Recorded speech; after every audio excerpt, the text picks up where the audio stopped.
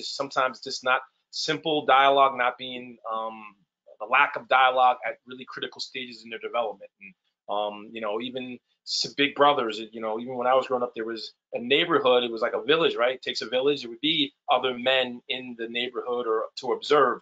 Now I just see what's particularly now in the COVID era, with so many people kind of keeping their circles close. Men don't get to see a variety of types of positive male images. So I think it's a lot of different factors, but that's what I've observed. And Gordon, any other thoughts from you as well on safe ways men can talk about these things? Well, without taking too much time, I just want to echo something you said, because I think you hit the nail on the head. Is that it's a lot easier for a lot of us if we have a community to talk about these things with. I often run into very empowered young folks, and they have the strength to forge out on their own and decide who they want to be. But I was better than I was at that age. I think I was very much a follower looking back on things.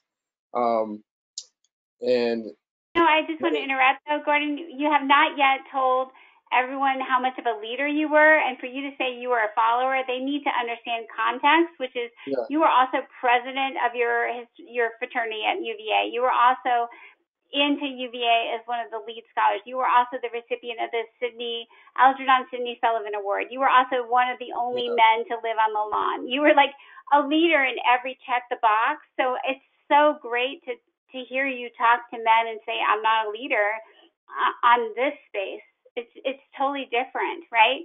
Like you check the box on a ton of things for male leadership.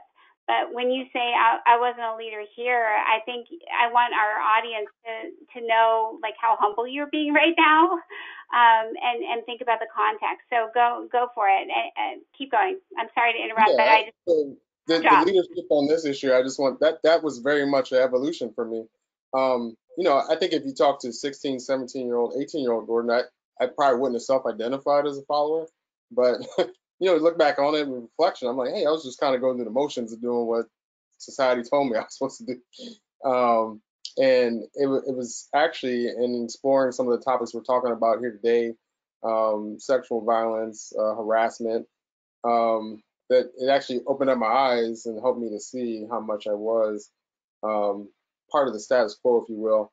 But to my point, I think one of the things that helped me very much was I had other men to bounce ideas off of, and that helped me greatly. I had the mentorship of women and men, and then I had men who were going through the same experience as me, or who had gone through the same experience as me, and you could bounce it off of them and know that you're not alone, that others have had similar struggles and came out to a place where they were comfortable with themselves.